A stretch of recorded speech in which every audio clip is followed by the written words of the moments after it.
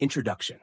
At 2:17 in the morning, a man sat alone on the edge of his bed, staring at a message he had already read more than 20 times.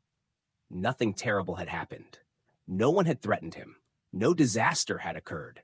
The message contained only a few ordinary words, but inside his head, an entire story was unfolding.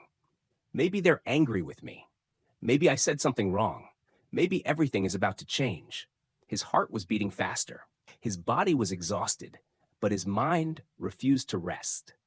And perhaps you've experienced something strangely similar. You've replayed a conversation that ended hours ago. You've imagined a future problem that hasn't even happened. You've known exactly what you should do, yet still couldn't make yourself do it. You've promised to change a habit, only to find yourself repeating it again. You've wondered why one person's words can ruin your entire day, while another person's encouragement can completely change the way you see yourself. The answer is not that your mind is working against you. The answer is that much of what happens inside your mind occurs before you consciously understand it. Your thoughts, emotions, memories, habits, fears, relationships, and decisions are connected through psychological processes operating every moment of your life. And once you begin to understand those processes, something changes. You begin to understand yourself. Chapter 1. Understanding the Human Mind. The human mind may be the most familiar mystery you will ever encounter. You use it every second of every day. It interprets these words. It remembers yesterday. It imagines tomorrow. It decides what deserves your attention and what should disappear into the background. Yet most of the time, you barely notice how any of this happens. Psychology begins with a deceptively simple question. Why do human beings think, feel, and behave the way they do? For thousands of years, philosophers tried to answer that question through observation and reasoning. But modern psychology moved further. It began studying the mind scientifically. Through experiments, observation, measurement, and evidence, psychologists started uncovering patterns behind human behavior. And one of the first things psychology teaches us is that the mind is not a single, simple system. It is made of many processes working together. Attention, memory, emotion, perception, learning, motivation, decision-making. Each affects the others. A memory can change an emotion. An emotion can influence a decision. A belief can alter what you notice, and what you repeatedly notice can strengthen the belief you already had. This is why understanding psychology is not simply about learning theories. It is about understanding the invisible processes shaping everyday life, the brain behind the mind. Every thought you experience depends on an extraordinary physical organ, the brain. Billions of nerve cells communicate through enormous networks. These cells, called neurons, exchange electrical and chemical signals. When you recognize a face, remember a name, feel nervous before an important event, or decide what to eat for dinner, patterns of activity are moving through those networks. Different regions of the brain contribute to different functions. The prefrontal cortex plays an important role in planning, reasoning, decision-making, and controlling impulses. The amygdala is strongly involved in emotional processing, particularly in detecting possible threats.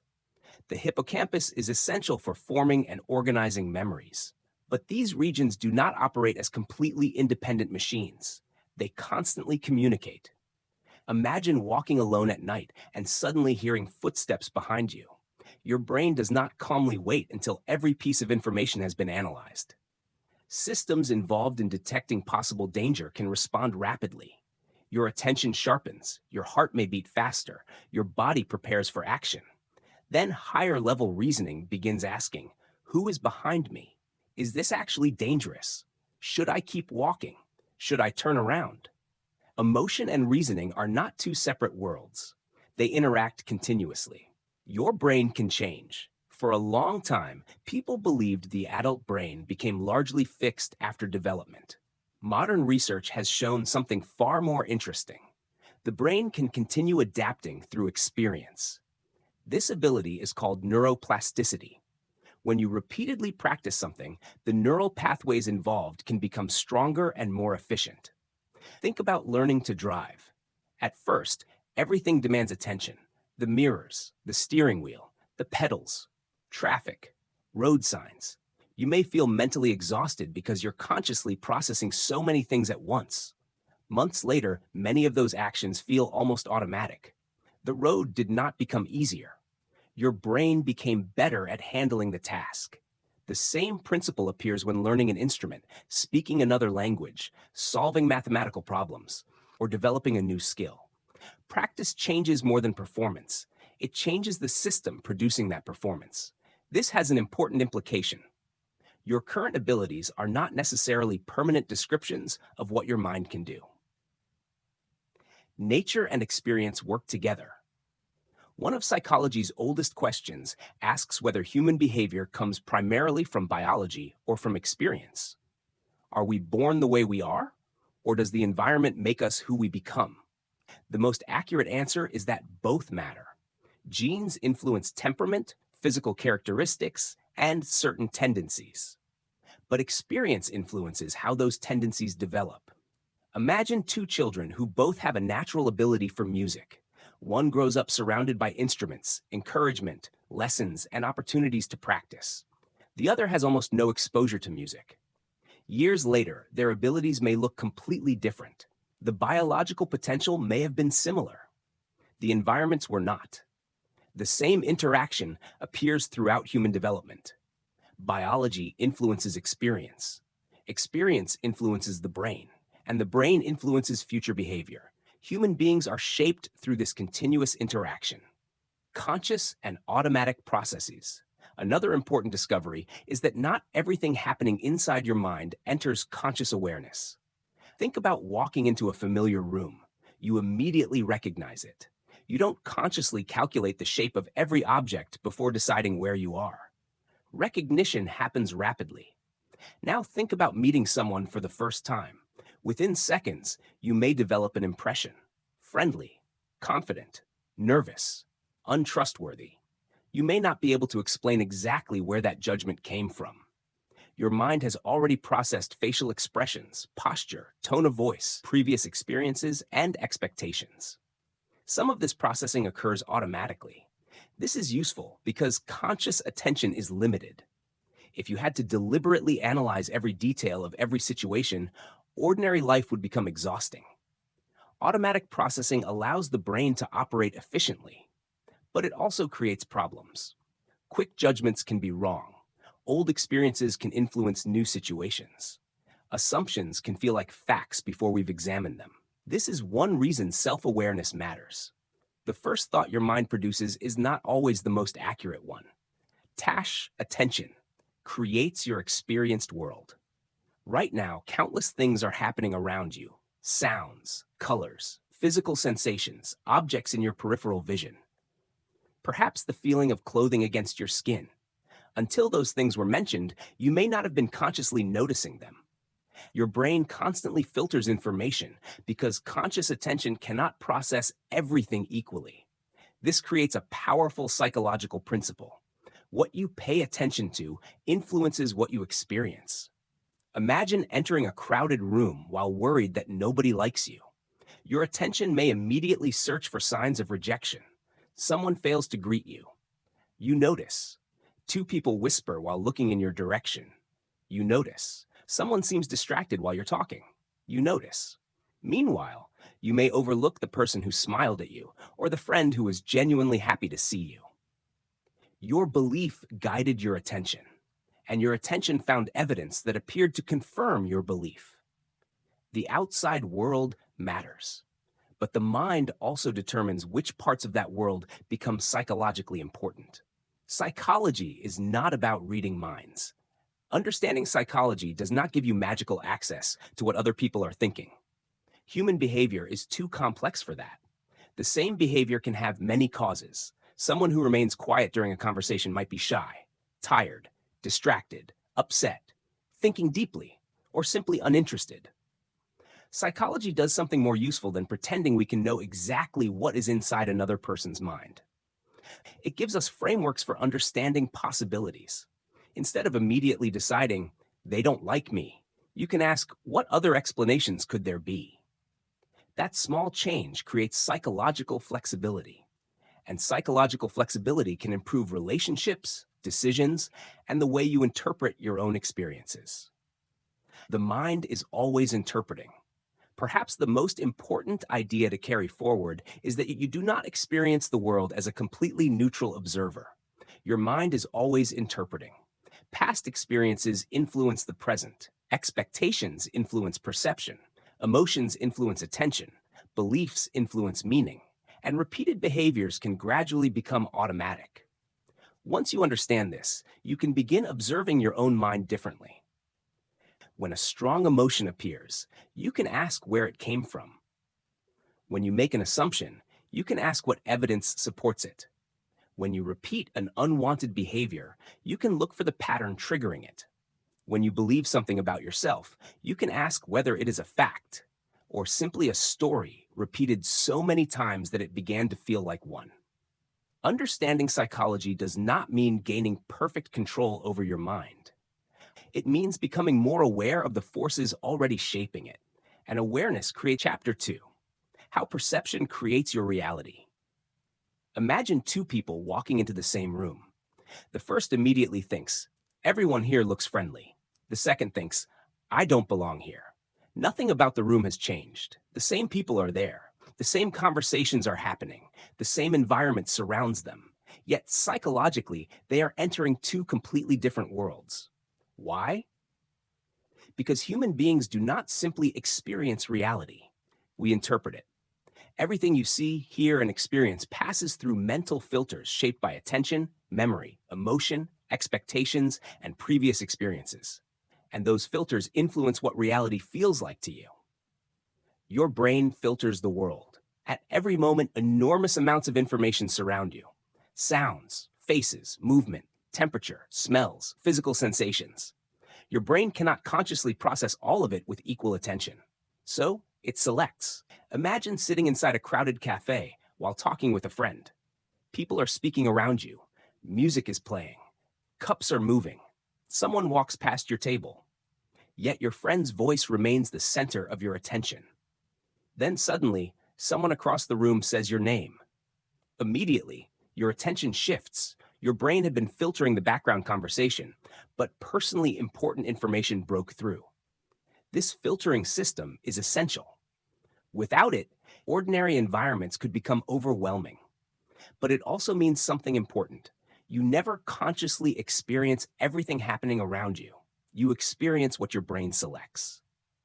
Expectations. Change. What you notice. Suppose you believe someone doesn't like you. The next time you meet them, your mind begins looking for evidence. They don't smile immediately. You notice. Their reply seems short. You notice. They look at their phone while you're talking. You notice. But perhaps they also asked how your day was. Perhaps they helped you with something. Perhaps they were simply tired. Those details may receive less attention because your mind was already expecting rejection. This is one reason beliefs can become self-reinforcing. We expect something. Our attention searches for it. We notice evidence that supports the expectation. Then we become even more convinced that the original belief was correct. The process often happens without conscious intention. Past experience shapes the present. Imagine two people seeing the same dog. One person smiles and walks toward it. The other immediately becomes tense. Why such different reactions? Perhaps the first person grew up with dogs and associates them with affection and companionship. The second person may have had a frightening experience with one years earlier. Same animal, different memories, different emotional reactions. The brain constantly uses the past to interpret the present. This ability can protect us. Remembering danger helps us avoid repeating harmful experiences. But sometimes old experiences are applied to situations that are actually different. One betrayal can make a new relationship feel unsafe. One embarrassing presentation can make future public speaking feel threatening. One major failure can make a new opportunity feel impossible. The present may be new, but the mind is interpreting it through information collected in the past. Emotions, color perception. Your emotional state also changes how you interpret situations. Think about how the world feels after a good night's sleep and a peaceful morning. Small problems seem manageable. People seem easier to tolerate. You have more patience. Now imagine the same day after very little sleep and several stressful events. Traffic feels worse. A small inconvenience becomes frustrating. A neutral comment can sound disrespectful. The environment may not have changed very much. Your internal state did. When you're anxious, uncertainty can look like danger. When you're angry, neutral behavior may appear hostile. When you're discouraged, temporary problems can feel permanent. This doesn't mean emotions should be ignored. They provide useful information, but an emotion is not always proof that your interpretation is correct. First impressions can mislead us. Human beings form impressions quickly. You meet someone. Within seconds, your brain begins evaluating their expression, posture, clothing, voice, and behavior. You may decide, they're confident, they're unfriendly, they're nervous, they're trustworthy. Quick judgments can sometimes be useful, but they are based on limited information. Imagine meeting someone who barely speaks to you. You might assume they don't like me, but perhaps they're shy. Perhaps they're distracted. Perhaps they've had a terrible day. Perhaps they're uncomfortable around new people. Your first interpretation is one possibility. It is not automatically the truth. This distinction is extremely important. What happened and what you believe it means are not always the same thing. Attention can make something seem everywhere. Have you ever learned a new word and suddenly started hearing it everywhere? Or become interested in a particular car and then notice that model constantly? The word didn't suddenly become more common. The number of cars probably didn't suddenly increase. Your attention changed. Once something becomes relevant, your brain becomes more likely to notice it. The same process can influence your emotional life. If you constantly focus on everything going wrong, problems become increasingly visible. If you're worried about rejection, signs of rejection become easier to notice. Attention doesn't magically change external reality, but it strongly influences which parts of reality dominate your experience. Two people can experience the same event differently. This helps explain why disagreements can become so difficult. Two people can participate in the same conversation and leave with completely different memories of what happened. One person says, "You ignored me." The other genuinely believes, "I wasn't ignoring you at all." One remembers moments of feeling excluded. The other remembers moving naturally between conversations. Both experiences feel real. People bring different histories, expectations, beliefs, and emotional states into every interaction. Understanding this does not mean every interpretation is equally accurate. It means that perspective matters. Instead of immediately asking, "How can they possibly think that?" you can ask, "What might make the situation look that way from their perspective?" That question alone can change the way conflict unfolds. Separate facts from interpretations. One of the simplest ways to think more clearly is to separate what actually happened from the meaning your mind immediately created. Imagine sending someone a message. Hours pass, no reply. Your mind says, "They're ignoring me." But what is the fact? They haven't replied. That's all you currently know. Perhaps they're busy. Perhaps they forgot. Perhaps they don't know how to respond. Perhaps they are deliberately ignoring you. You don't yet have enough information to know which explanation is correct. When you notice a strong reaction, ask, what actually happened? What am I assuming it means? What other explanation is possible? You don't have to reject your first interpretation. You simply stop treating it as a fact before you have evidence. Your reality is partly created through interpretation. Your brain is not a camera that records the world exactly as it exists. It filters information, connects new experiences with old memories, uses expectations to predict what might happen, and gives emotional meaning to what you experience. That is why perception is so powerful. A single event can produce hope in one person and fear in another. A mistake can mean, "I'm incapable," or it can mean, "I need a different approach." Silence can mean, "They reject me," or simply, "I don't know what they're thinking yet." The event matters, but the meaning you give the event matters too. And once you understand that distinction, you gain the ability to question interpretations that once felt automatic. Not every thought needs to become a conclusion. Not every feeling needs to be. Chapter 3: The Hidden Power of Emotions. Imagine receiving a message from someone important to you. It says only, "We need to talk." Immediately, your mind starts working. What happened? Did I do something wrong? Are they angry with me? Nothing has actually happened yet, but your heart beats faster. Your body becomes tense. Your attention shifts completely toward those four words. Hours later, you discover they simply wanted your advice about an important decision. The danger existed mostly in your interpretation, but the emotion was completely real. This reveals something fundamental about the human mind. Emotions do not only respond to what happens, they also respond to what we believe is happening. Emotions are not the enemy. People often treat emotions as obstacles to clear thinking. We say things like, "Stop being emotional. Think logically. Don't let your feelings control you." But emotions are not useless interruptions. They serve important psychological functions. Fear helps detect possible danger. Joy encourages us toward rewarding experiences. Sadness can signal loss and encourage reflection. Anger may tell us that something feels unfair or that a boundary has been crossed. Love strengthens connection. Guilt can motivate us to repair behavior that conflicts with our values. The problem is not that emotions exist. The problem begins when we automatically obey them without understanding what they're telling us. Fear prepares you for action. Imagine walking alone at night when you suddenly hear a loud sound behind you. Before you've consciously identified what happened, your body responds. Your attention sharpens, your muscles tighten, your heart begins beating faster. Your brain is preparing you for possible danger. This rapid response was essential for human survival. Our ancestors could not always afford to carefully analyze every possible threat before reacting.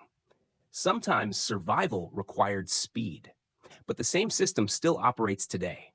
A presentation, an interview, an exam, a difficult conversation. None of these situations involves a physical predator. Yet the body can still respond as though something dangerous is approaching. The threat changed. The emotional system remained. Emotion and interpretation feed each other. Suppose someone walks past you without saying hello. If you're already feeling insecure, you may think, "They're avoiding me." That interpretation creates more discomfort. Now you're even more alert to signs of rejection. Later, the same person gives you a short reply. Your mind says, "I knew it," but perhaps they're simply having a difficult day. Emotion influenced your interpretation. Then your interpretation strengthened the emotion. This cycle can happen with anxiety, anger, embarrassment, jealousy, and many other feelings. The stronger the emotion becomes, the more convincing the interpretation can feel. That is why emotional awareness matters. A feeling can be genuine without every thought produced by that feeling being accurate. The pause between feeling and action. Imagine arguing with someone you care about. They say something that immediately makes you angry. Your first impulse is to respond. You want to defend yourself. Maybe you want to say something equally painful. If you react instantly, the emotion makes the decision. But if you pause, even briefly, something changes. You create space between feeling and behavior. You can ask, "What am I actually feeling? Why did that affect me so strongly? What will happen if I say what I'm about to say?" This pause is one of the foundations of emotional intelligence. Emotional intelligence does not mean never becoming angry, nervous, disappointed, or afraid. It means recognizing those emotions and choosing how to respond instead of allowing the first impulse to choose for you. Regulation is not suppression. Managing emotions does not mean pretending they don't exist. If you're angry, telling yourself, "I'm not angry," doesn't necessarily remove the feeling. If you're hurt, pretending, "I don't care," doesn't automatically resolve it. Healthy emotional regulation begins with recognition. I'm angry. I'm nervous. I'm disappointed. Then you decide what to do with that information. Sometimes you need a few minutes before continuing a conversation. Sometimes slowing your breathing helps reduce physical tension. Sometimes movement or rest helps. Sometimes you need to talk with someone you trust. The goal is not to eliminate the emotion. It is to prevent temporary emotional intensity from controlling a decision you may later regret. Understanding yourself helps you understand others. As you become better at recognizing your own emotions, other people's behavior becomes easier to interpret. Someone who appears angry may actually feel embarrassed. Someone who becomes defensive may be afraid of being judged. Someone who suddenly becomes quiet may feel hurt. Someone who seems distant may simply be overwhelmed. Behavior is what you see. Emotion is often what exists underneath it. This is where empathy becomes important. Empathy means trying to understand another person's emotional experience without automatically assuming that your perspective is the only possible one. You do not have to agree with someone to understand how they feel. You can say, "I understand why that upset you," without saying, "You are completely right." That distinction can transform difficult conversations. Emotions change. When you're inside a powerful emotion, it can feel permanent. During anger, calmness seems far away. During anxiety, uncertainty feels endless. During disappointment, the future can suddenly look much worse. But emotions move. Their intensity rises and falls. This is why temporary feelings should not automatically become permanent conclusions. I feel unsuccessful does not mean I am a failure. I feel afraid does not mean I cannot do this. I feel rejected does not prove nobody values me. The emotion is real. The conclusion may not be. Emotions are signals, not commands. Perhaps the most useful way to understand emotion is this. Emotions provide information. They do not have to provide instructions. Fear may tell you that you perceive danger. It does not always mean you should run away. Anger may tell you that something feels wrong. It does not require you to attack someone. Disappointment may tell you that reality did not match your expectations. It does not mean you should stop trying. The difference lies between reacting and responding. Reaction is immediate. Something happens. Emotion appears. Behavior follows. Response adds one important step. Something happens. Emotion appears. You notice it. Then you choose what happens next. That small space between emotion and action can change decisions, relationships, and eventually the direction of your life. You cannot control every emotion that appears, but you can become better at understanding what it is trying to tell you.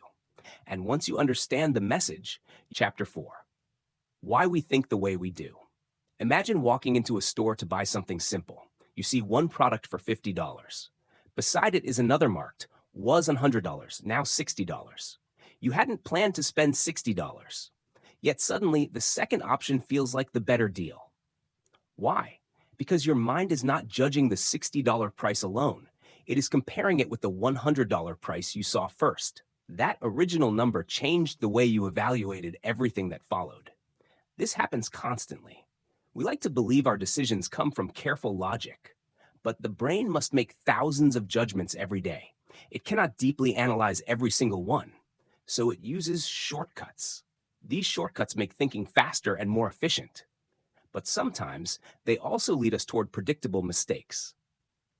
Mental shortcuts. Imagine choosing a restaurant in an unfamiliar city. You see two places. One is almost empty. The other has a long line outside. Without knowing anything else, you may assume the crowded restaurant is better.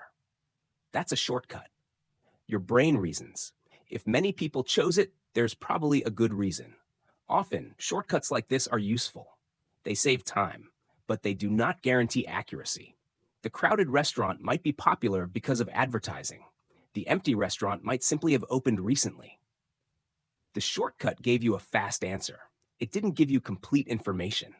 Psychology often refers to systematic errors created by these kinds of thinking patterns as cognitive biases. Confirmation bias. One of the strongest is confirmation bias.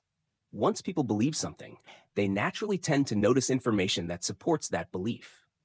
Suppose you believe, "I'm terrible at talking to people."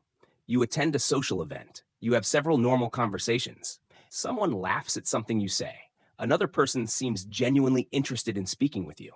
Then one conversation becomes awkward. There's a long silence. Later that evening, which moment do you remember? The awkward one. Your mind says, "See, I knew it." The belief influenced what received the most attention. This happens with opinions about other people too. If you decide someone is selfish, every selfish action becomes evidence.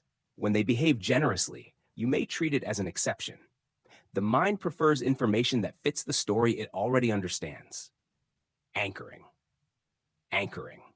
Another common bias is anchoring. The first piece of information you receive can influence later judgments. Imagine you're looking at a jacket. The first one costs $400. Then you see another for $180. The second suddenly seems reasonably priced. But if the first jacket had cost $60, the same $180 jacket might feel expensive. Nothing about the $180 price changed, only the reference point changed. Anchoring influences shopping, negotiations, estimates, and many other decisions. Once a number enters your mind, it can quietly affect what feels reasonable afterward. Framing changes experience. Now imagine hearing two descriptions of the same medical outcome. The first says 90% of patients survive. The second says 10% of patients do not survive. Mathematically, the information describes the same outcome. Emotionally, it feels different. This is the framing effect. The way information is presented influences how we experience it. Businesses use framing constantly. A food product described as 90% fat-free may sound more attractive than one described as contains 10% fat. Same basic information, different presentation. Framing also appears in everyday communication. Compare, "You never help me," with "I could really use your help." The underlying problem may be similar, but the emotional response created by each sentence can be very different. What comes to mind feels more common. Suppose you recently watched several reports about airplane accidents. A few days later, you need to fly. Suddenly, flying may feel much more dangerous. The actual risk may not have changed. What changed is how easily examples of accidents come to mind. When an event is vivid, recent, or emotionally powerful, the brain can overestimate how common it is. Instead of asking, "How often does this actually happen?" the mind may unconsciously ask, "How easily can I remember an example?" This can distort the way we judge risk. Memorable does not always mean common. Losses feel powerful. Imagine gaining $100. It feels good. Now imagine losing $100 you already had. For many people, the loss feels more painful than the gain feels pleasurable. This tendency is known as loss aversion. We often work harder to avoid losing something than to gain something of equal value. This can influence money, relationships, careers, and major life decisions. Someone may remain in an unsatisfying situation because leaving means losing familiarity. The future might contain something better, but the potential loss feels immediate. Sometimes we are not staying because the current situation is good. We are staying because giving it up feels painful. The sunk cost trap. Imagine paying for a movie. 40 minutes into it, you realize you're bored. You want to leave. Then you think, "But I already paid for the ticket." So you remain for another 2 hours. The money is already gone. Staying will not bring it back, yet the past investment influences your future decision. This is the sunk cost effect. The same thing happens with projects, careers, purchases, and other commitments. People think, "I've already invested too much to stop." But a better question is, knowing what I know now, is continuing still the best decision?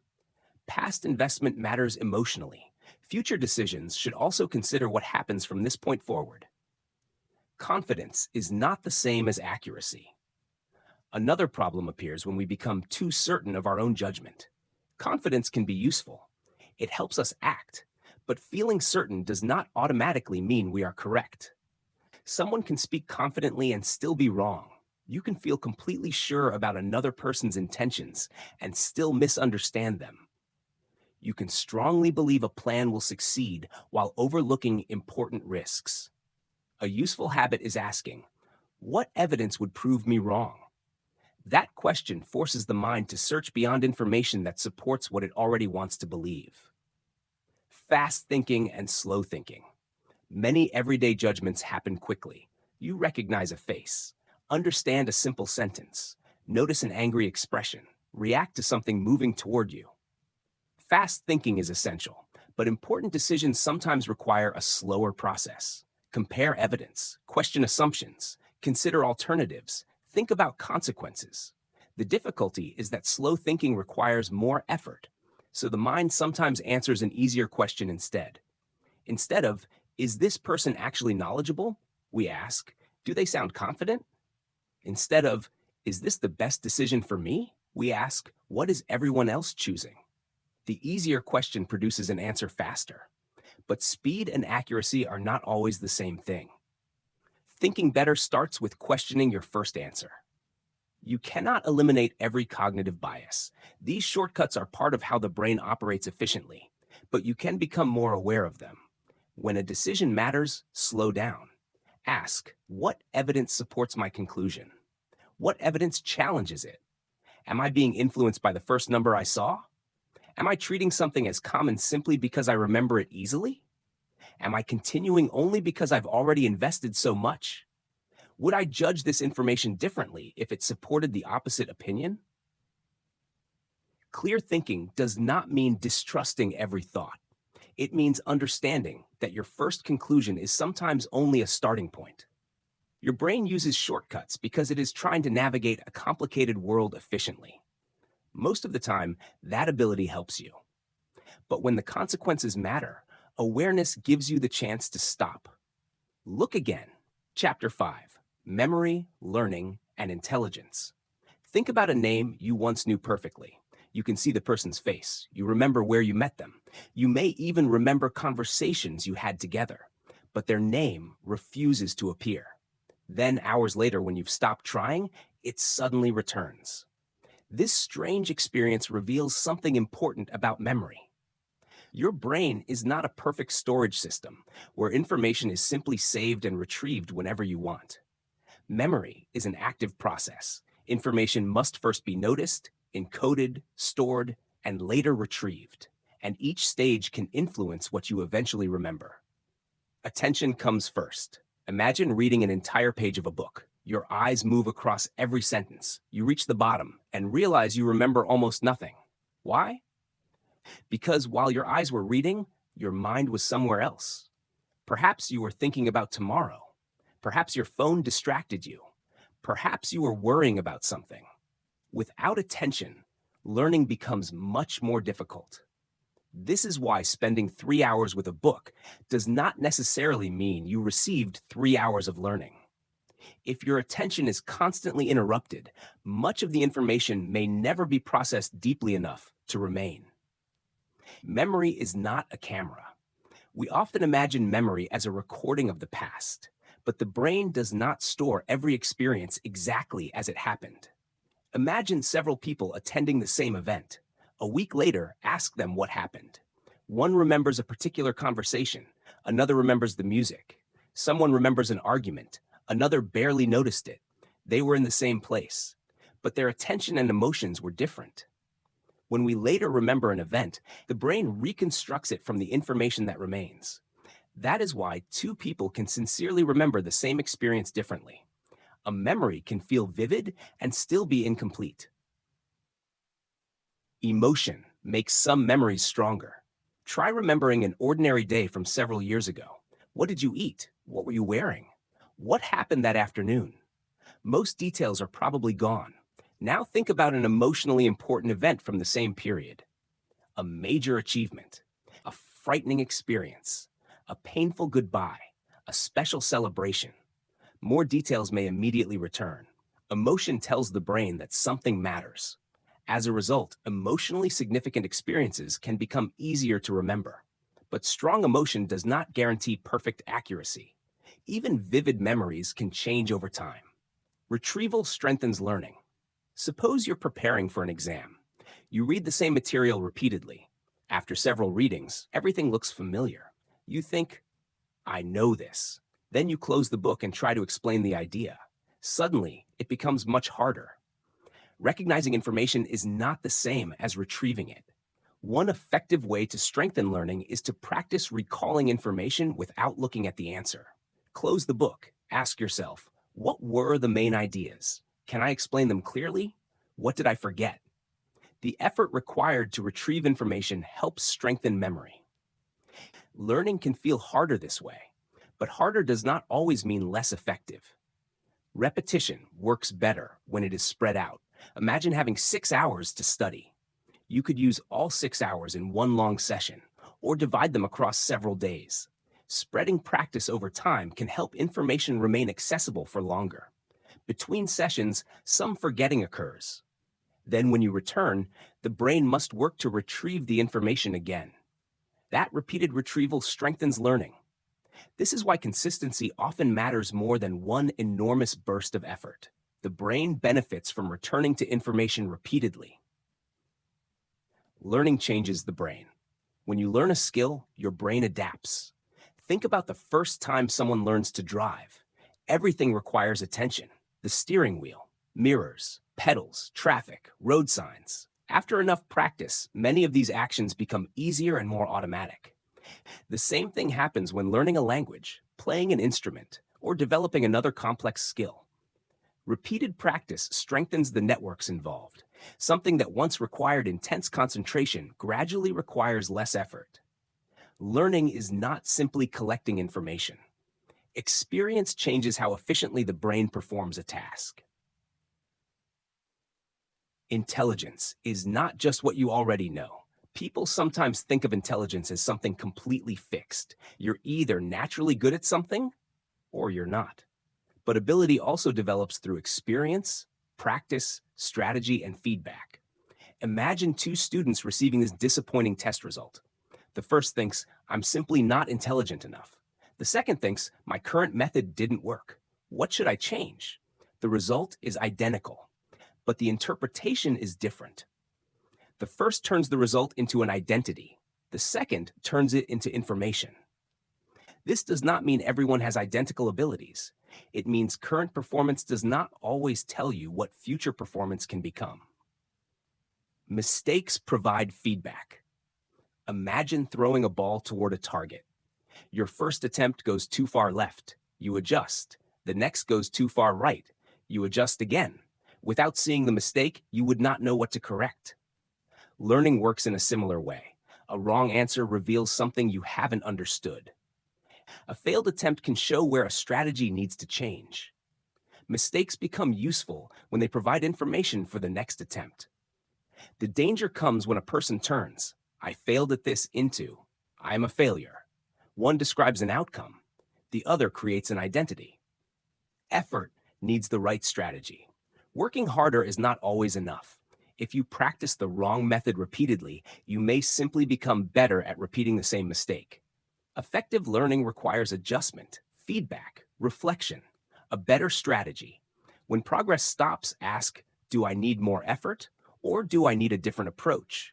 Sometimes the answer is more practice. Sometimes you need clearer instruction. Sometimes you need to break the skill into smaller pieces. Improvement depends not only on how much you practice, but also on how intelligently you respond to feedback. Rest supports learning. Learning also depends on recovery. Sleep plays an important role in attention and memory. A tired brain struggles to concentrate, and weak attention makes it harder to learn new information effectively. This is why sacrificing large amounts of sleep to study can sometimes work against the very goal you're trying to achieve. Rest is not separate from learning. It is part of the process that allows the brain to continue functioning effectively. Your current ability is a starting point. The next time you struggle with something new, pay attention to the language you use. There is a major difference between saying, "I'm bad at this," and "I'm still learning this." The first sounds permanent. The second leaves room for change. Every skilled person was once inexperienced. Every fluent speaker once struggled with unfamiliar words. Every musician once played the first note. Every difficult skill begins before competence appears. Memory strengthens through attention and retrieval. Skills develop through repetition. Mistakes provide feedback, and the brain continues adapting through experience. So when something feels difficult, don't immediately treat difficulty as evidence that you cannot learn it. Difficulty may simply be evidence that your brain is being asked to do something it has not yet learned to do well. And with the right attention, practice feed chapter 6, motivation, reward, and human drive. Why can you spend hours doing something you enjoy without noticing the time, yet struggle to begin a task you know is important? Why do some goals keep pulling you forward while others disappear after a few days? The answer begins with motivation. Motivation is what gives behavior direction. It pushes us toward rewards, goals, experiences, and outcomes that our minds consider valuable. But motivation is not simply about wanting something badly enough. It is connected to reward, expectation, emotion, and the way the brain learns what is worth pursuing. The brain's reward system. Imagine your phone suddenly lights up with a notification. Before you even know what the message says, you feel an urge to check it. Why? Because your brain has learned that notifications sometimes lead to something rewarding. A message, interesting information, attention from another person, something entertaining. The anticipation itself can motivate behavior. Dopamine plays an important role in this reward and motivation system.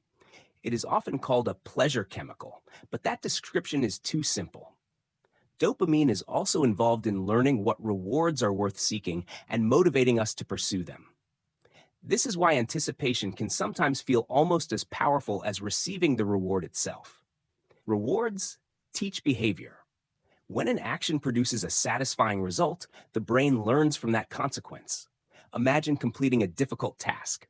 You experience relief and satisfaction. That positive result can make similar behavior easier to repeat. The same process can strengthen less useful behaviors. You feel bored. You check social media. Immediately, you find something entertaining. Your brain learns, when I'm bored, this gives me stimulation. Repeat the pattern enough times and reaching for the phone can begin happening automatically. Rewards do not simply make us feel good. They help teach the brain which behaviors are worth repeating. External motivation. Some motivation comes from rewards outside the activity itself. Money, grades, praise, awards, recognition, status. These are forms of extrinsic motivation. A student may study because they want a high grade. An employee may work harder because they want a promotion. An athlete may train because they want to win. External rewards can be extremely effective, but there is an important limitation. What happens when the reward disappears? If someone performs an activity only because other people praise them, motivation may weaken when nobody is watching. External motivation can help initiate behavior, but it does not always sustain it. Intrinsic motivation. Now imagine someone learning guitar simply because they love playing. Nobody is paying them. Nobody is giving them a grade. They continue because the activity itself feels rewarding. This is intrinsic motivation. Curiosity works in a similar way. You discover a subject that fascinates you and keep learning even though nobody asked you to. The reward is contained within the experience. Intrinsic motivation often becomes stronger when people feel three things: choice, progress, meaning. When you feel some control over what you're doing, can see yourself improving, and understand why the activity matters, continuing becomes easier. Why small wins matter. Large goals can be difficult because the final reward feels far away. Imagine deciding to learn a new language. Fluency may take years. If the only reward is becoming fluent, motivation may disappear long before you reach the goal. But smaller signs of progress change the experience. Understanding your first conversation, finishing a lesson, recognizing words in a movie. Each small success tells the brain, I'm moving forward. This is why breaking large goals into smaller milestones can make them easier to sustain. Progress itself becomes rewarding. Action can create motivation. Many people believe motivation must come first. They wait until they feel inspired before beginning. But sometimes motivation follows action. Imagine you don't feel like exercising. You tell yourself, I'll only do 5 minutes. You begin. 5 minutes becomes 10. Afterward, you feel better. Now you have evidence that you can start even when you don't feel motivated. The same principle applies to studying, writing, cleaning, and difficult projects. Beginning reduces the psychological distance between you and the task. Sometimes the hardest part is not continuing. It is starting. Immediate rewards are powerful. One reason long-term goals are difficult is that the brain often responds strongly to immediate rewards. Consider the choice between studying tonight and watching something entertaining. Studying may improve your future, but entertainment feels good now. Saving money may help you months from now. Buying something exciting feels rewarding now. This creates a conflict between immediate satisfaction and future benefit. Knowing what is best does not automatically make choosing it easy. This is why long-term progress often requires structure rather than motivation alone. Purpose makes effort easier to accept. Imagine two people doing the same difficult task. One thinks, I have to do this. The other thinks, this is difficult, but it moves me towards something that matters. The effort is similar. The meaning is different. Purpose does not remove discomfort. It gives discomfort a reason. A student may not enjoy every hour of studying. An athlete may not enjoy every training session. But when the effort connects to a meaningful goal, continuing becomes easier. When motivation becomes weak, one of the most useful questions is, why does this matter to me? Motivation is not constant. Nobody feels equally motivated every day. Energy changes, mood changes, circumstances change. This is why relying completely on motivation makes consistency difficult. People who appear highly motivated often have something else supporting them: routines, clear goals, fewer distractions, visible progress, and behaviors they repeat even when they don't feel inspired. Instead of asking, how can I stay motivated all the time? A better question may be, how can I make progress even when motivation is low? Make the next step clear. Vague goals create uncertainty. I want to become healthier. I want to learn more. I want to improve my life. These intentions may be meaningful, but they don't tell you what to do next. A specific action does. Walk for 20 minutes, read 10 pages, complete one lesson, work on the project for 30 minutes. The clearer the next step becomes, the less energy you need to spend deciding how to begin. Motivation follows progress. Motivation is powerful, but it is temporary. Some days you will feel excited. Other days you won't. The goal is not to remain inspired forever. It is to understand how motivation works well enough that your progress does not disappear every time your feelings change. Connect your actions to something meaningful. Break large goals into smaller steps. Notice progress. Use rewards carefully and begin even when you don't feel completely ready. Because sometimes motivation creates action, but very often, action creates motivation. One small step produces progress. Chapter 7. The Science of Habits. Every morning, millions of people wake up and perform the same actions without thinking about them. They reach for their phone, brush their teeth, make coffee, take the same route to work or school. Most of these actions don't require a fresh decision. They happen almost automatically. That is the power of habits.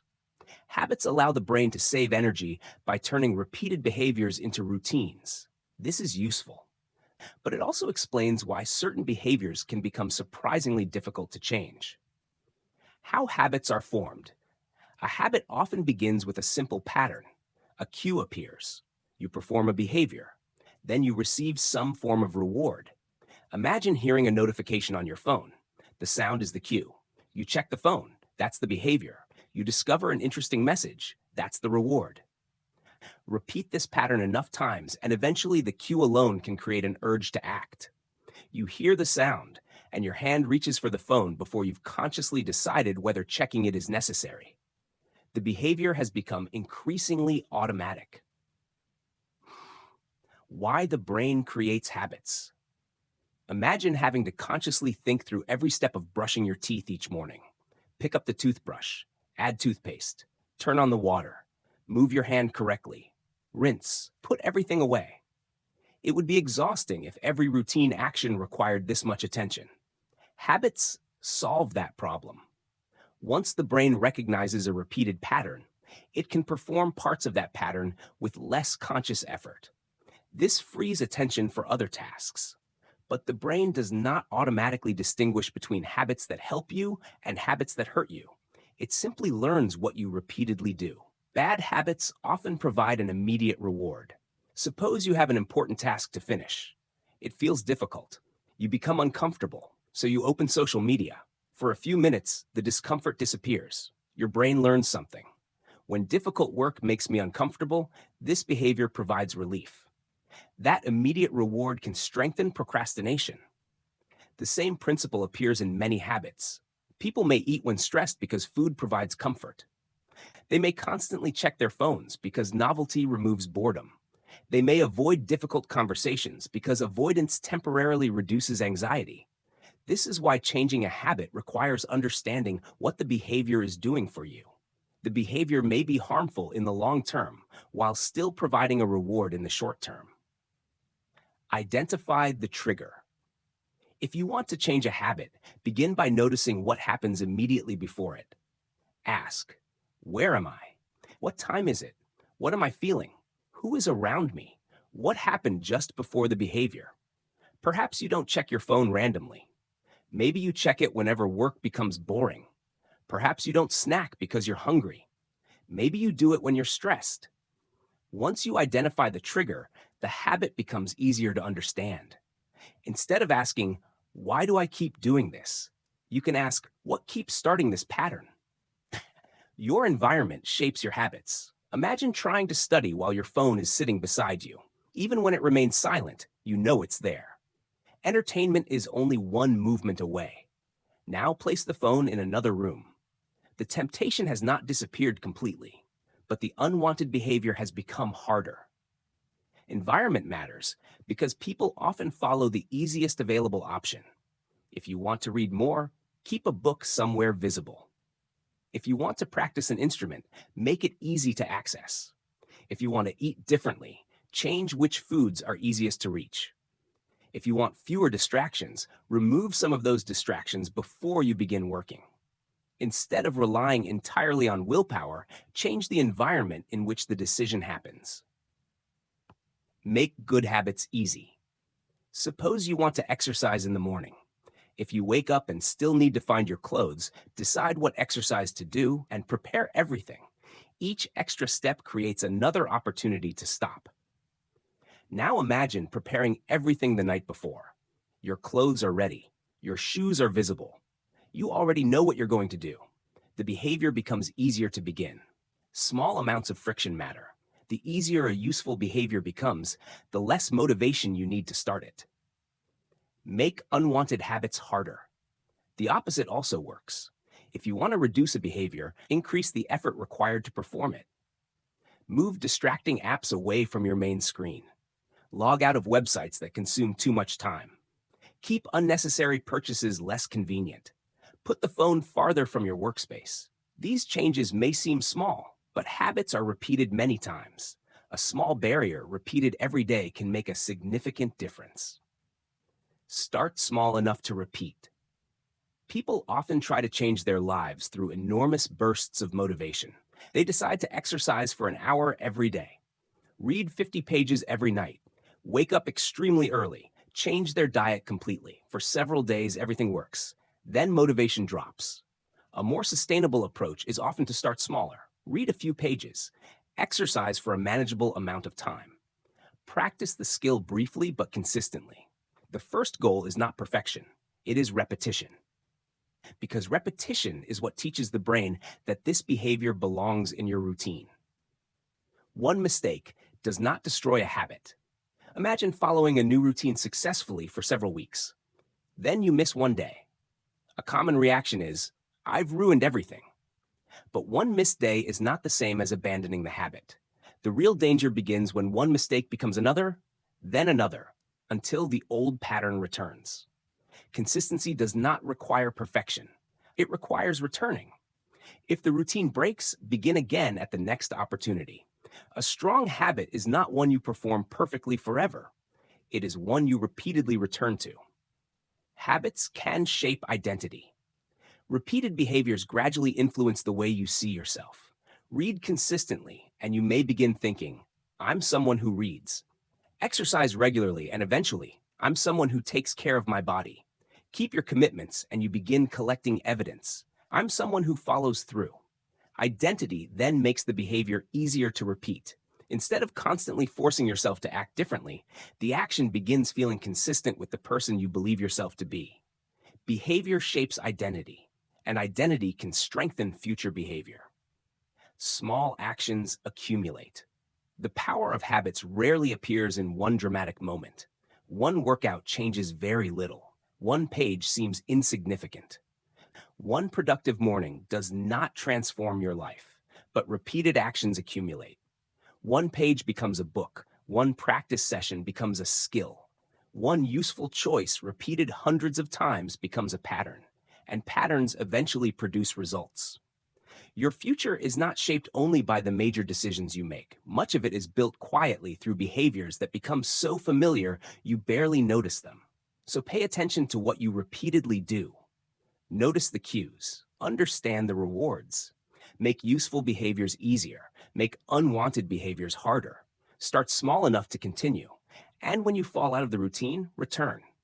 Because a habit begins as something you... Chapter 8. Stress, anxiety, and the mind under pressure. Imagine lying in bed late at night. The room is quiet. Nothing dangerous is happening. Yet your mind refuses to stop. You replay a conversation from earlier. You think about tomorrow's responsibilities.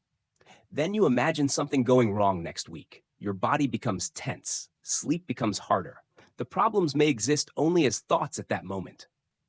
But your body can react as though they are happening right now. This is one of the most important things to understand about stress. The brain responds not only to what is happening, but also to what it believes might happen. Why stress exists? Stress is not automatically harmful. It is part of a system designed to help us respond to challenges. Imagine hearing a sudden crash behind you. Your attention immediately sharpens. Your heart rate increases. Your muscles prepare for action. Your body is getting ready to respond before you fully understand the situation. In genuine danger, this response can protect you. A smaller version can also appear before an exam, interview, competition, or presentation. A certain amount of stress can increase alertness and focus. The problem begins when the stress response remains active for too long. Modern threats often do not disappear after a few minutes. Deadlines, money problems, relationship difficulties, school, work, uncertainty about the future. The body may repeatedly prepare for danger without receiving enough time to recover. When the future creates fear in the present, stress often has an identifiable cause. Anxiety can focus more heavily on what might happen. What if I fail? What if they reject me? What if I make the wrong decision? What if something goes wrong? Nothing has happened yet. But the imagined future produces a real emotional response now. This is why someone can be completely safe in the present moment while feeling overwhelmed by something that exists only as a possibility. The mind doesn't need the feared event to happen. Sometimes imagining it is enough. The need for certainty. The human brain likes predictability. Knowing what comes next creates a sense of control. Uncertainty removes that comfort. Imagine waiting for the result of something extremely important. You've already done everything you can. Now there is nothing left to do. Yet your mind keeps returning to the situation. What if I made a mistake? What if the answer is no? Could I have done something differently? Thinking creates the feeling that you're still working on the problem. But not all thinking is problem solving. Problem solving moves toward an action. Worry can continue even when no useful action remains. One helpful question is there something I can actually do about this right now? If yes, focus on that action. If no, repeating the same thoughts may not give you any additional control. The mind can magnify a problem. Under stress, one event can quickly become a much larger prediction. You make one mistake. Your mind says, everything is going to go wrong. Someone doesn't reply. You think, they must be angry with me. You struggle with one task. The thought becomes, I'll never be able to do this. The mind moves from what happened to the worst possible conclusion. When you notice this happening, separate the facts from the prediction. Ask, what do I actually know? What am I assuming? What is another realistic outcome? This does not mean forcing yourself to believe everything will be perfect. It means refusing to treat the worst possible outcome as though it has already happened. Overthinking feels productive. Reflection can help you learn. You think about what happened. You identify what went wrong. You decide what to do differently. Then you move forward. Overthinking is different. The mind returns to the same question again and again without discovering anything new. Why did I say that? What did they think? What if I had responded differently? The event ended hours ago, but mentally, you're still living inside it. A useful question is, am I learning anything new from thinking about this? If the answer is no, the thinking may no longer be helping you solve the problem. Focus on what you can control. Stress becomes heavier when attention remains fixed on things you cannot control. You cannot control every future event. You cannot control what every person thinks about you. You cannot guarantee success. You cannot prevent every mistake, but you can control parts of your response. You can prepare, practice, ask questions, change your approach, communicate, take the next useful action. Imagine worrying about an upcoming exam, thinking, what if the questions are impossible? Provides very little useful direction. Thinking, what should I review tonight? Creates an action. One thought increases uncertainty. The other gives your attention somewhere useful to go. Break the problem down. Large problems often create large emotional reactions. Imagine thinking about an entire project that will take several weeks. Your mind sees everything at once. It feels overwhelming. Now ask, what needs to happen today? Then, what is the first step? Perhaps that first step requires only 20 minutes. The entire problem still exists, but you no longer have to solve all of it at once. Specific actions feel more manageable than vague pressure. I have too much to do creates stress. I need to finish these 2 tasks today creates direction. Calming the body can help the mind. Stress affects both mind and body. Your breathing may change. Your muscles may tighten. Your concentration may become weaker. Because the 2 systems influence each other, changing your physical state can sometimes reduce emotional intensity. Slowing your breathing can help. Movement can help. Taking a short break from a stressful environment can help. Sleep and recovery matter too. These actions do not magically remove the underlying problem, but a calmer physical state can make it easier to think clearly about what to do next. Recovery is not wasted time. People sometimes believe they should rest only after everything is finished, but there will almost always be something else to do. Without recovery, attention weakens, patience decreases, decision-making becomes harder, small problems begin feeling larger, rest supports performance, sleep matters, breaks matter, time away from constant stimulation matters. The brain cannot remain under continuous pressure and operate at its best indefinitely. You do not have to believe every worried thought. An anxious thought can feel extremely convincing, but feeling convincing is not the same as being true. Something terrible is going to happen. That is a prediction. Everyone noticed my mistake. That may be an assumption. I can't handle this. That may be a judgment produced while you're under pressure. Instead of automatically believing the thought, notice what kind of thought it is. A prediction, an assumption, a fear. That creates distance between the thought and reality. Return to the next step. Stress and uncertainty are unavoidable parts of life. You cannot control everything that happens, and you cannot prevent your mind from sometimes imagining what could go wrong. But you can learn to recognize when your thoughts are increasing the pressure unnecessarily. Separate problems from predictions. Identify what you can control. Turn vague worries into specific actions. Allow your body and mind time to recover. And when the future feels overwhelming, bring your attention back to one question. What is the next useful thing I can do? Not everything, not every possible outcome, just the next useful step. Because the mind under pressure often tries to solve the entire future. Chapter 9, The Psychology of Relationships. Human beings are deeply social. From the earliest years of life, our relationships begin teaching us what to expect from other people. Can they be trusted? Is it safe to depend on them? What happens when we become emotionally close? These early experiences do not determine every relationship we will ever have, but they can create patterns that quietly influence how we connect with others later in life. Our earliest connections. One important psychological concept is attachment. Attachment describes the emotional bond that develops between children and their caregivers.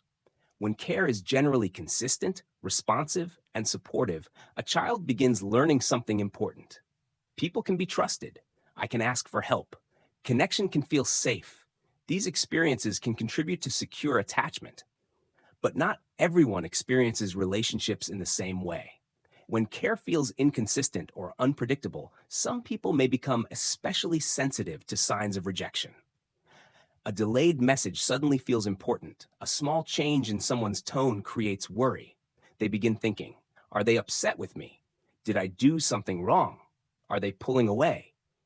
Other people may respond in almost the opposite way. Instead of seeking reassurance, they create distance. They become extremely independent. Depending on someone else feels uncomfortable. Emotional vulnerability may feel dangerous.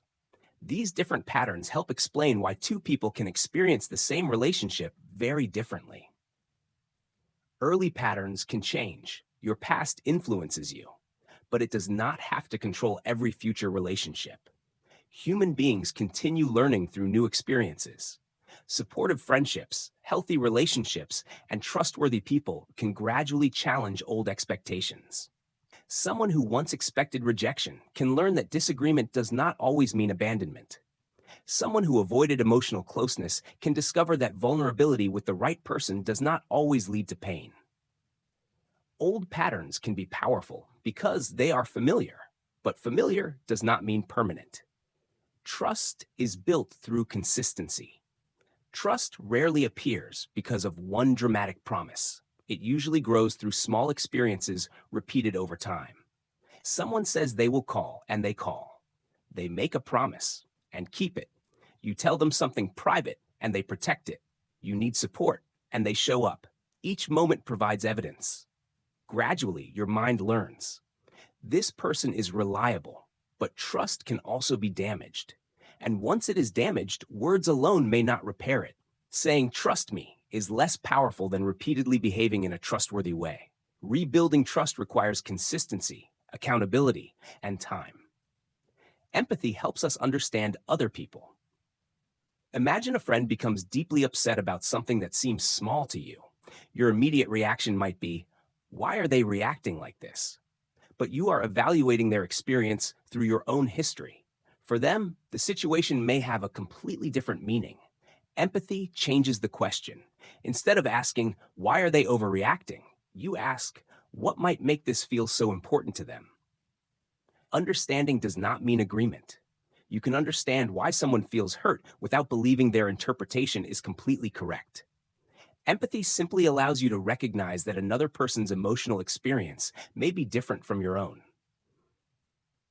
Listening is more than waiting to speak. Many people appear to listen while actually preparing their response.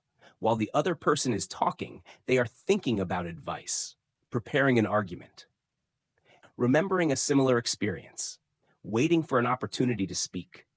Real listening requires attention. Sometimes the most useful response is not advice, it is curiosity. What happened? How did that affect you? What are you most worried about? Questions like these communicate something powerful. I want to understand before I respond. And sometimes feeling understood is more valuable than immediately being given a solution. Conflict does not automatically mean a bad relationship. No two people will agree about everything. Different people have different needs, different expectations, different experiences, different ways of interpreting situations. Conflict is therefore unavoidable. The important question is not whether disagreement happens, it is how people respond when it does. Imagine saying, "You never care about what I think." The other person immediately feels attacked. Now compare it with, "When that happened, I felt ignored." The problem may be the same, but the second sentence describes an experience instead of attacking someone's character. When people feel attacked, they often become defensive. Then the original problem disappears beneath another argument. Healthy communication allows people to discuss the issue without turning each other into enemies. Boundaries protect connection.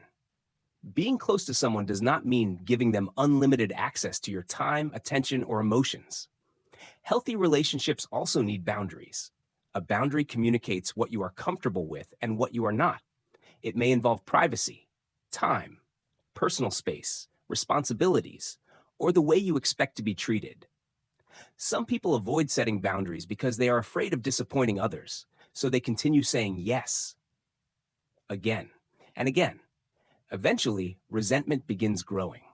A simple, "I can't do that today," or "I need some time before we continue this conversation," can sometimes protect a relationship better than agreeing to something you already know will make you frustrated. Boundaries aren't always rejection. Sometimes they are what make healthy connection possible. The people around you shape you. Relationships influence more than emotions. They can also influence behavior. Spend enough time around a group, and you may gradually adopt parts of their language, attitudes, habits, and expectations. If everyone around you treats a certain behavior as normal, it may begin feeling normal to you too. If the people around you value learning, responsibility, and improvement, those standards may influence your own choices. This does not mean you automatically become identical to your friends. But social environments send powerful signals about what is normal, acceptable, and valuable. Choosing the people around you also means choosing some of the influences surrounding your mind. Relationships change over time. People change. Priorities change. Circumstances change. Some relationships become stronger. Others slowly become more distant. This can be painful because we sometimes expect meaningful relationships to remain exactly as they once were. But relationships are not frozen in time. They require communication and adaptation. Sometimes two people continue growing together. Sometimes their lives begin moving in different directions. The important question is not only, how long have I known this person? It is also, what kind of relationship are we creating now? Relationships reveal who we are. Relationships can act like mirrors. Through other people, we discover what makes us defensive, what makes us feel appreciated, how we react to criticism, how we handle disagreement, whether we listen, whether we communicate clearly, whether we respect boundaries. Sometimes the same conflict appears repeatedly across different relationships. When that happens, it may be worth asking, is there a pattern in the way I respond? This does not mean blaming yourself for every relationship problem. It means recognizing that relationships can teach us about ourselves as well as other people. Connection requires awareness. Strong relationships are not created by finding people who never disappoint us. Every human relationship contains misunderstandings, differences, and imperfect moments. What matters is how those moments are handled. Trust, empathy, communication, consistency, boundaries, and the willingness to understand a perspective beyond your own. Your past relationships may influence what you expect from people, but expectations can change. Trust can grow through repeated experience. Communication can improve through practice. And greater self-awareness can help you recognize when an old fear is shaping a new relationship. We influence the people around us, and they influence us. Every promise kept, every honest conversation, every boundary respected, and every moment of genuine listening becomes part of that connection. Because much of who we become is shaped not only in Chapter 10, the psychology of decision-making. Every day, you make hundreds of decisions. Some are almost invisible. What should I eat? What should I wear? Should I answer this message now or later?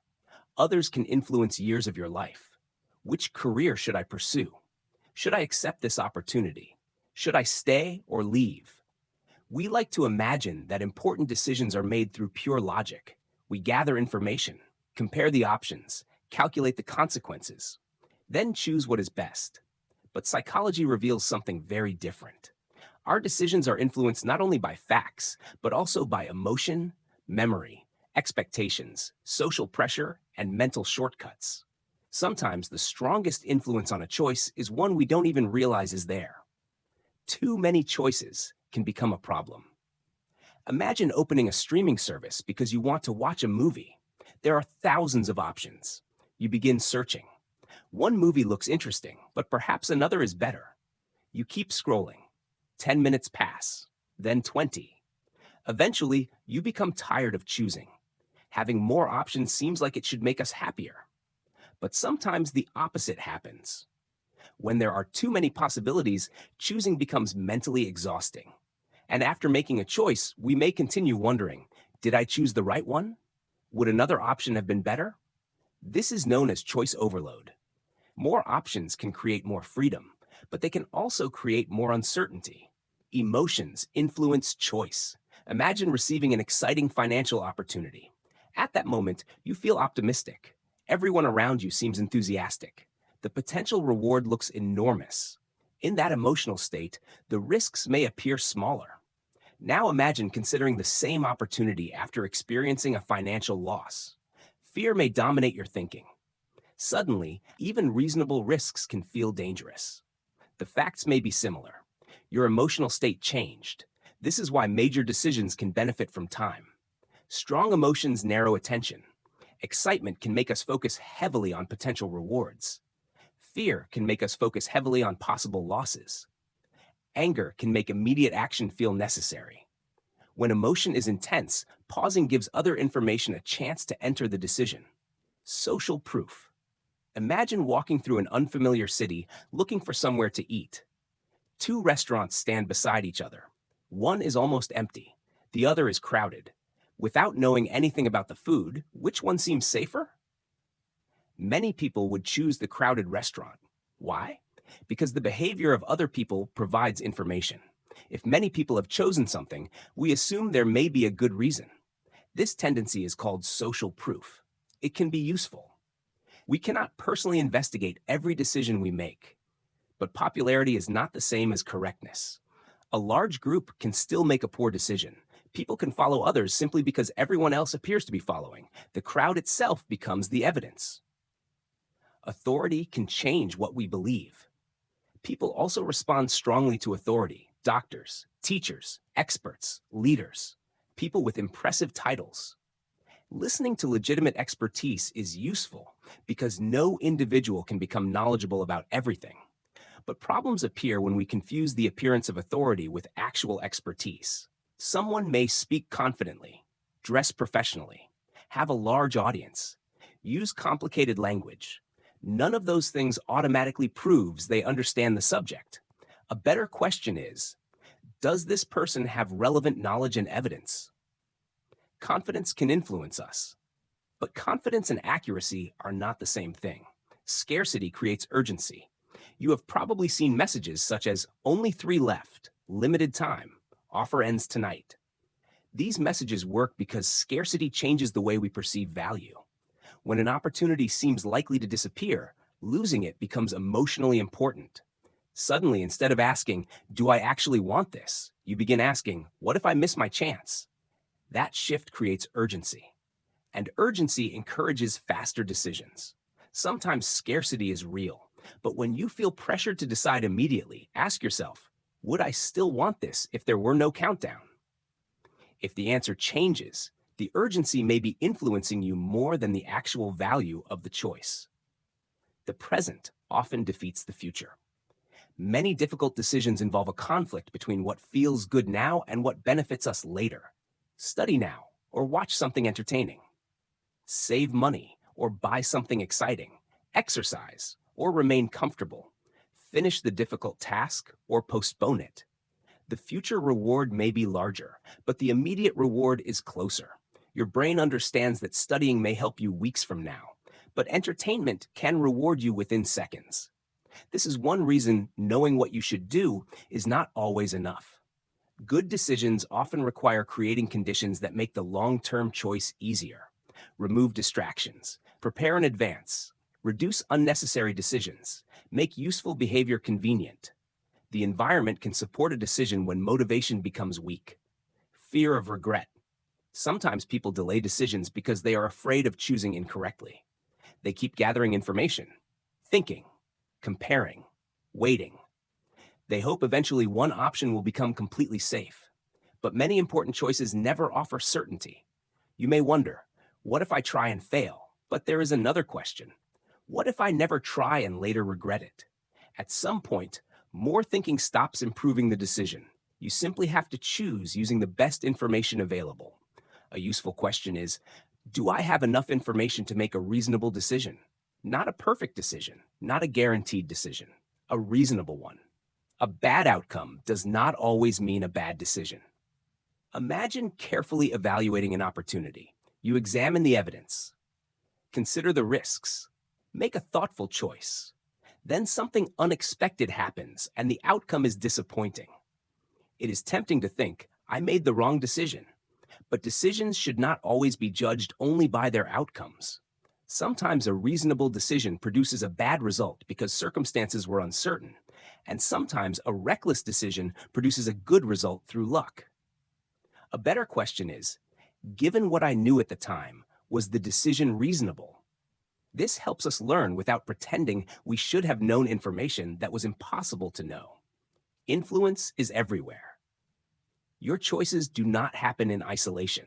Prices create reference points. Advertisements frame information. Friends influence what feels normal. Social media shows what other people appear to value. Authority influences what feels trustworthy. Scarcity creates urgency. Emotion changes what feels important. None of this means you are powerless. It means awareness matters. Before an important choice, ask, what is influencing me right now? Am I choosing this because I genuinely want it, or because everyone else seems to want it? Am I responding to evidence or to urgency?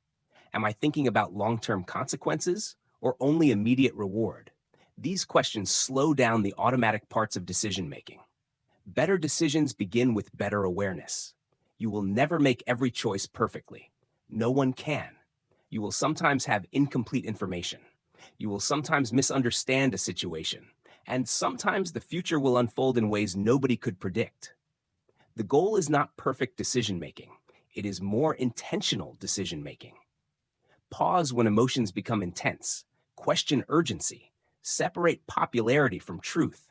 Respect expertise without surrendering your judgment. Think about the future, not only the reward available right now. And accept that some uncertainty will remain no matter how long you think. Because the strongest decision is not always the one that guarantees the best outcome. Sometimes it is simply the choice made with the clearest understanding of the information influences Chapter 11 personality, identity, and the self. If someone asked you a simple question, who are you? You might answer with your name, your age, your work, your interests, or perhaps you would describe yourself with a few familiar words. Quiet, confident, ambitious, shy, creative, independent. We all carry an internal picture of who we believe we are, but that picture did not appear overnight. It developed through biology, childhood, experiences, relationships, successes, failures, and the messages we received from other people. And while some parts of personality remain relatively stable, the person you are today is not necessarily the person you must remain forever. Personality creates patterns. Personality describes relatively consistent patterns in how people think, feel, and behave. Some people naturally enjoy social interaction. Others prefer quiet environments. Some like structure and careful planning. Others enjoy flexibility and spontaneity. Some respond strongly to emotional situations. Others remain calmer.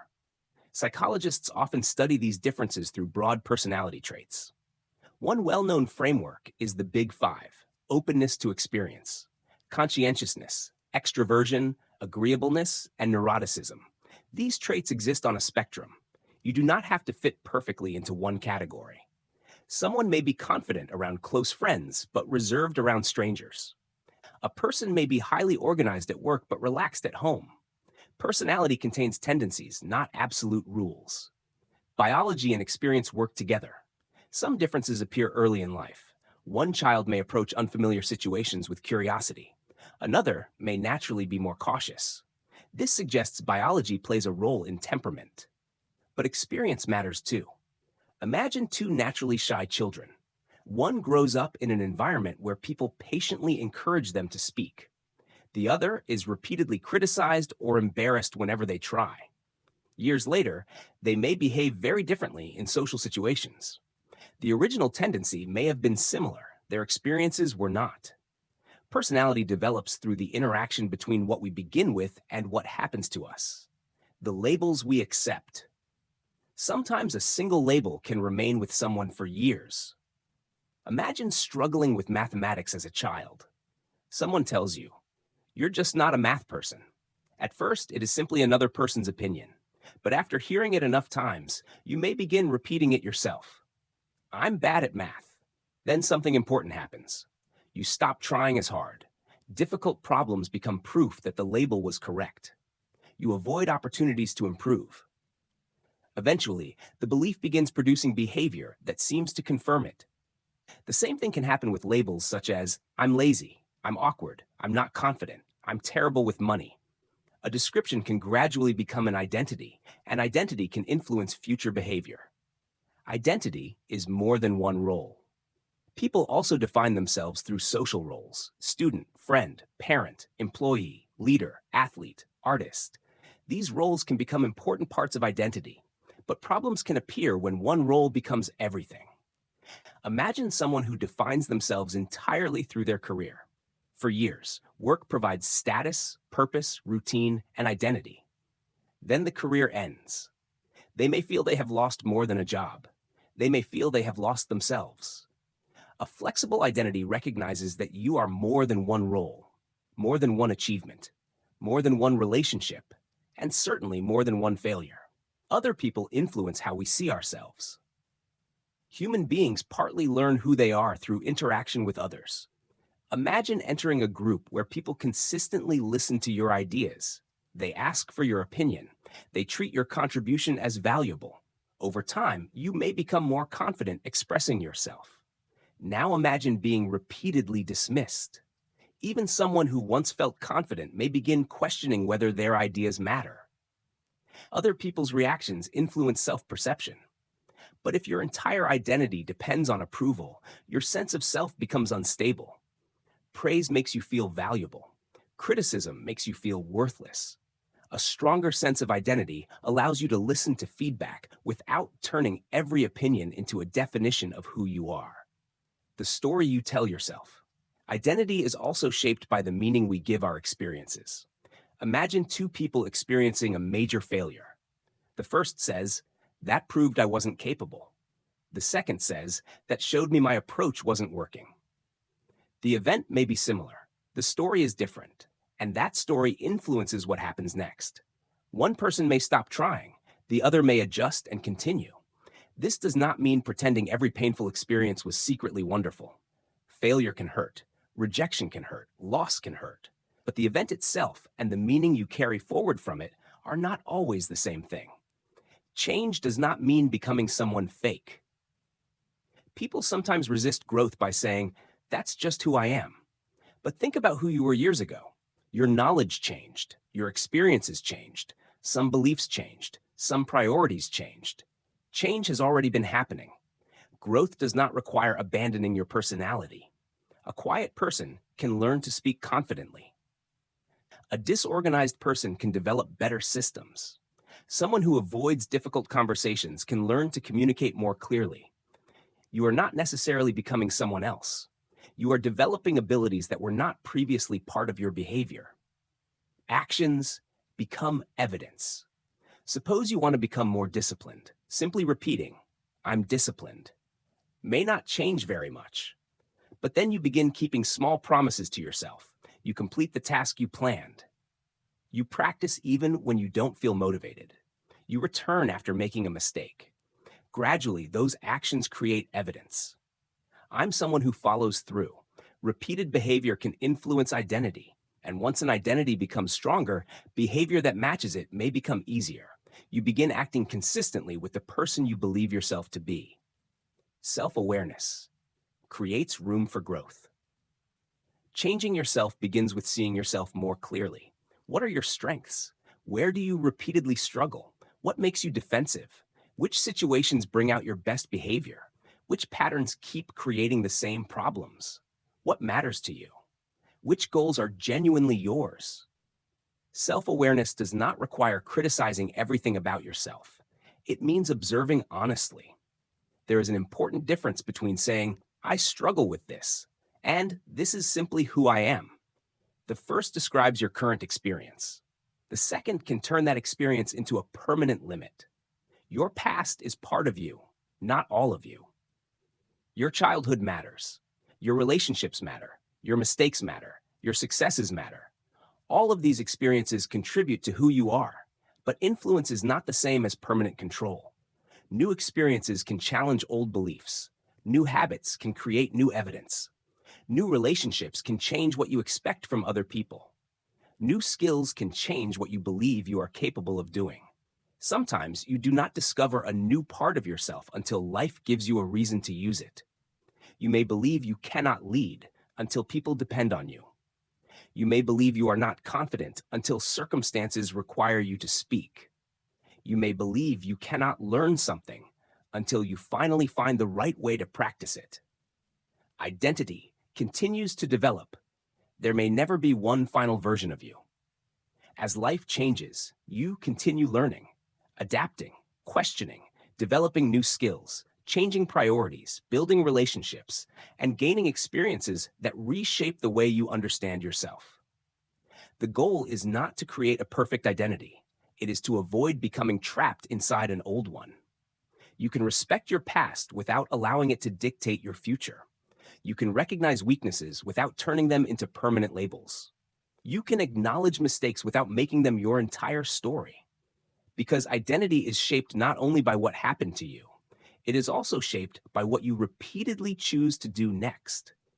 Your past, Chapter 12, Mastering Your Mind, Mastering Your Life. Think about the person you were when you started this journey.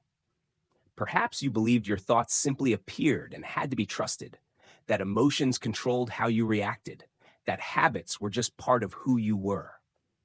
That stress came entirely from the outside world, that other people's behavior always meant exactly what you assumed it meant. But psychology reveals something much more powerful. Your mind is constantly interpreting, learning, predicting, adapting, and once you understand these processes, you can begin working with your mind instead of simply reacting to everything it produces. Awareness comes first. You cannot change a pattern you never notice. Imagine becoming angry during a conversation. Normally, the emotion appears and the reaction follows immediately. Someone says something, you feel attacked, you respond. Later, you regret what you said. But awareness creates another possibility. You notice the anger before acting.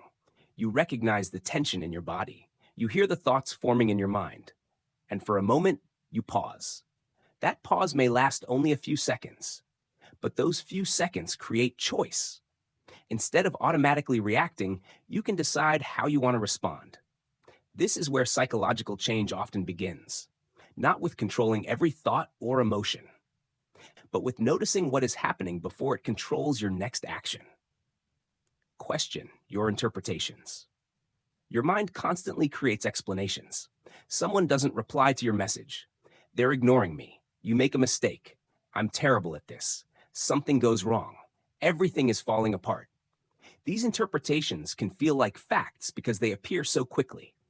But perception is not always reality. A useful habit is learning to ask, what actually happened? What am I assuming? What evidence supports my interpretation? Could there be another explanation? This does not mean doubting everything you think. It means creating enough distance to recognize that the first explanation your mind produces is not always the only one. Learn to work with your emotions. Emotions are not enemies that need to be eliminated. They are signals. Fear may tell you that you perceive danger. Anger may tell you that something feels unfair. Sadness may tell you that something meaningful has been lost. Anxiety may tell you that uncertainty feels threatening. The goal is not to stop feeling. The goal is to understand what you feel before deciding what to do. Ask, what is this emotion trying to tell me? Is the threat real? Is my interpretation accurate? What response will help rather than make the situation worse? Emotional intelligence begins when feelings become information instead of automatic instructions. Notice the shortcuts in your thinking. Your brain uses mental shortcuts because it cannot analyze everything from the beginning.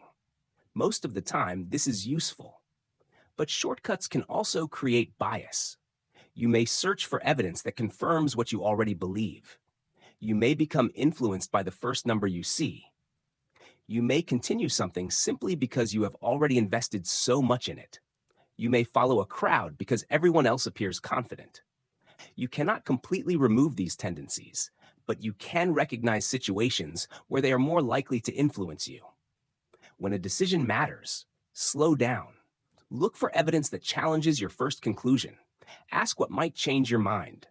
Better thinking does not require perfect logic. It requires enough awareness to question yourself when necessary. Train your mind through learning. Your brain continues changing through experience. Every time you practice a skill, retrieve information, correct a mistake, or try a better strategy, you give the brain another opportunity to adapt. This means difficulty does not automatically mean inability. Sometimes difficulty simply means the skill is still unfamiliar. Instead of saying, "I can't do this," try asking, "What part haven't I learned yet?" Instead of treating mistakes as evidence against yourself, use them as feedback. What went wrong? What needs to change? What should I practice next? Growth becomes possible when failure stops being a final judgment and starts becoming information. Build systems instead of waiting for motivation. Motivation changes. Some mornings you feel determined. Other days, even simple tasks feel difficult. If progress depends entirely on motivation, consistency becomes fragile. This is why habits matter. Make useful behaviors easier. Reduce friction. Prepare your environment. Start small. Repeat. If you want to read, keep the book where you can see it. If you want to focus, move distractions away. If you want to build a skill, create a regular time to practice. Small actions repeated consistently can eventually require less conscious effort. You do not need to redesign your entire life in one day. You need behaviors you can continue long enough for them to become part of your life. Focus on what you can control. Much of human stress comes from trying to mentally control things that cannot be controlled. What will happen next month? What does someone else think about me? What if something goes wrong? What if I fail? The mind wants certainty. Life rarely provides it. When you feel overwhelmed, separate what is within your influence from what is not. You may not control the final result, but you can prepare. You can practice. You can communicate. You can ask for help. You can choose your next action. Instead of trying to solve the entire future, return to what can actually be done now. Often, the next useful step is enough. Choose your relationships with awareness. Other people influence the way you think, feel, and behave. Relationships can provide trust, support, belonging, and meaning. But healthy connection also requires communication and boundaries. Listen before assuming. Try to understand perspectives different from your own. Say what you need instead of expecting people to read your mind. Recognize when old experiences are shaping new relationships, and pay attention to the people you repeatedly surround yourself with. The people around you help create the psychological environment in which your habits, beliefs, and identity develop. Make decisions more intentionally. Every choice is influenced by something: emotion, habit, fear, social pressure, immediate reward, past experience. The goal is not to remove every influence. That would be impossible. The goal is to notice what is influencing you before making important decisions. Ask, why do I want this? Am I responding to pressure? Am I choosing only because everyone else is choosing? What are the long-term consequences? What information am I missing? You will still make mistakes. Everyone does. But awareness makes it more likely that your decisions reflect what genuinely matters to you rather than whatever influence happened to be strongest in that moment. Do not turn your past into a permanent identity. Perhaps you have spent years telling yourself, "I'm not confident, I'm not disciplined, I'm bad at relationships, I'm terrible at learning." Those statements may describe patterns from your past. They do not necessarily describe your future. Identity is reinforced through repeated evidence. If you begin acting differently, even in small ways, you begin creating new evidence. Keep one promise to yourself, then another. Practice a skill. Set a boundary. Respond differently during one difficult conversation. Return to a habit after missing a day. These actions may seem small, but repeated actions influence the story you tell about who you are. Mastery does not mean perfect control. Mastering your mind does not mean never becoming anxious, never getting angry, never making a bad decision, never procrastinating, never misunderstanding another person. That is not realistic. Your mind is human. It will make predictions, use shortcuts, experience strong emotions, repeat old habits, and sometimes get things wrong. Mastery means noticing these processes sooner, recovering faster, questioning yourself when necessary, learning from mistakes instead of being defined by them, and choosing your response more intentionally. Your mind is always learning. Everything you repeatedly do teaches your brain something. Every habit strengthens a pattern. Every repeated thought makes a certain interpretation more familiar. Every skill you practice becomes easier to access. Every relationship gives you new information about trust and connection. Every mistake can become feedback. You are not standing outside your psychology. You are participating in it every day. The question is whether that process happens entirely automatically, or whether you begin taking a more conscious role in it. You cannot choose every thought that appears. You cannot control every emotion. You cannot predict every outcome. And you cannot control every person around you. But you can learn to understand your mind. You can question the stories it creates. You can build better habits. You can choose where to direct your attention. You can become more deliberate about the people, behaviors, and beliefs you allow to shape you. And perhaps that is what mastering your mind really means. Not gaining complete control over everything happening inside you, but understanding